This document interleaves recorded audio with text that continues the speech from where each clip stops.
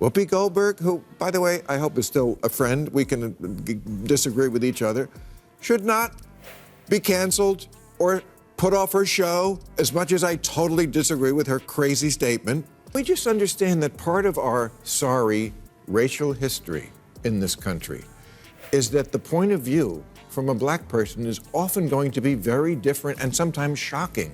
Okay? You see the point here?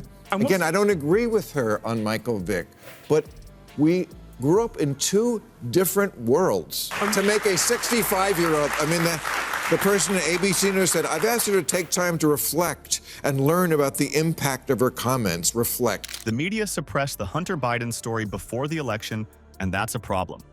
When Bill Maher dropped this truth bomb on Whoopi Goldberg, the audience went silent. What happened next reveals everything about the media establishment's priorities.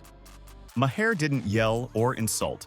He simply refused to let Whoopi change the subject or use emotional appeals to distract from facts. This clip shows exactly why traditional media is losing trust while independent voices are gaining ground. Did you notice how Whoopi kept trying to change the subject when Maher brought up Hunter Biden? That's what we're breaking down today.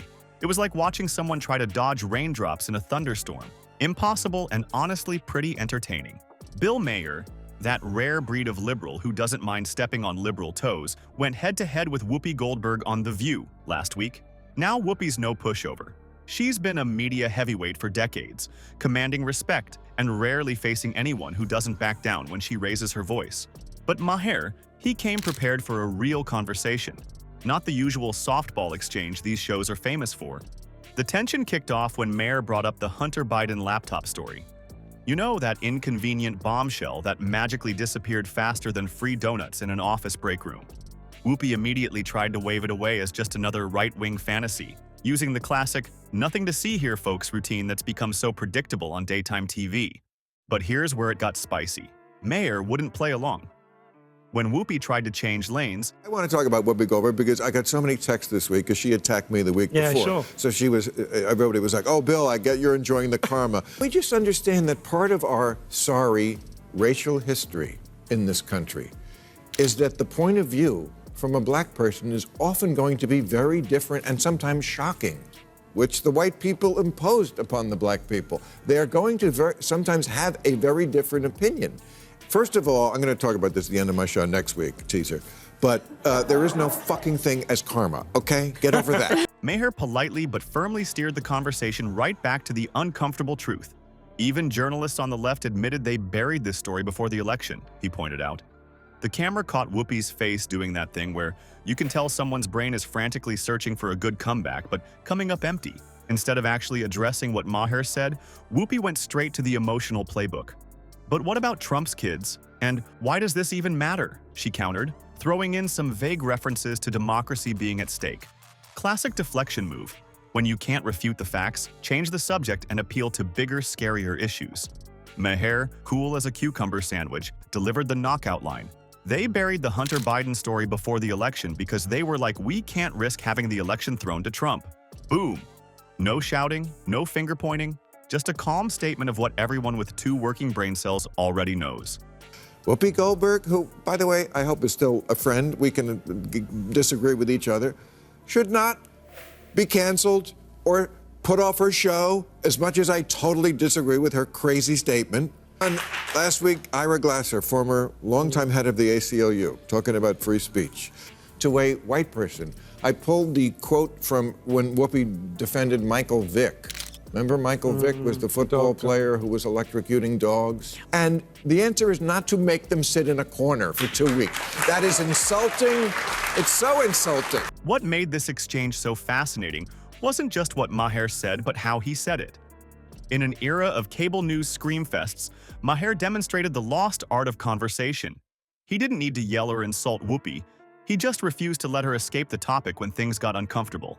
It was like watching a chess player calmly say, check, while their opponent frantically looks for any possible move. The audience reaction told the whole story. At first, they were Team Whoopi all the way, nodding, occasionally clapping when she made her emotional appeals. Instead of just saying he's a beast and he's a monster, this is a kid who comes from a culture where this is not questioned. Believes the Nazis were very racist. Okay. Oh, you. But Here's what she said about Michael Vick. He's from the South. This is part of his cultural upbringing. For a lot of people, dogs are sport. Attacks me on a regular basis. She says stupid shit on a regular basis. They just happen to coincide. But as Maher systematically dismantled her deflections, you could hear the audience getting quieter. That awkward silence when people realize they're witnessing someone they like getting intellectually outmatched is priceless television. This whole exchange wasn't really about Hunter Biden's laptop, though. It was about something much bigger, the way celebrity political commentators like Whoopi have gotten used to substituting emotion for substance. They're accustomed to saying, "I feel this is wrong," instead of, "Here's why this is factually incorrect." And usually, that works. Until someone like Maher shows up who knows the difference. Let's be honest, most Americans are tired of being talked down to by media personalities who think their feelings should trump facts. People who believe that if they get emotional enough about an issue, they shouldn't have to address counterpoints. Maher tapped into that frustration in a way that resonated with viewers across the political spectrum. I mean, I don't think they meant this when Barbara Walters invented it a long time ago, but it's the view. Well, that's the problem in America. Okay, you see the point here? Again, I don't agree with her on Michael Vick, but we grew up in two different worlds. Clearly, actually. True opinion, and everybody else can go sit in the corner. The beauty of Maher's approach is that he's not a right-winger trying to own the libs. He's a traditional liberal who believes in actual liberal principles like free speech, open debate, and not treating viewers like they're too stupid to handle complicated truths. When he pressed Whoopi on media bias, he wasn't attacking liberalism. He was defending what liberalism is supposed to stand for. What we're seeing with Maher's straight talk isn't just a random TV moment. It's part of a bigger shift happening right now. Independent commentators like Maher and Joe Rogan are crushing it, while shows like The View are losing viewers faster than Trump loses lawyers. To make a 65-year-old, I mean, the person at ABC News said, I've asked her to take time to reflect and learn about the impact of her comments. Reflect. There aren't neo-Nazis waiting for the green light from a lady on The View. How insulting for someone of her age, who's a sophisticated person, and the impact of her comment. There is no impact. For fighting to keep that there from 9/11 right sure to I'll get him tonight. years, right? And it's hugely to your credit that you fought to do that. Thank That you. is hard. Why? Because Americans are sick of being spoon-fed pre-approved talking points from celebrity hosts who act like they're political experts just because they have a microphone.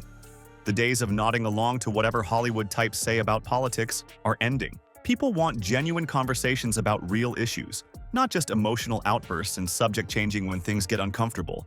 That's exactly what Maher delivered, and Whoopi couldn't handle it. So next time you're watching political TV, play a little game. Count how many actual facts you hear versus how many times the host just makes you feel something without proving anything. The results might surprise you, or maybe they won't.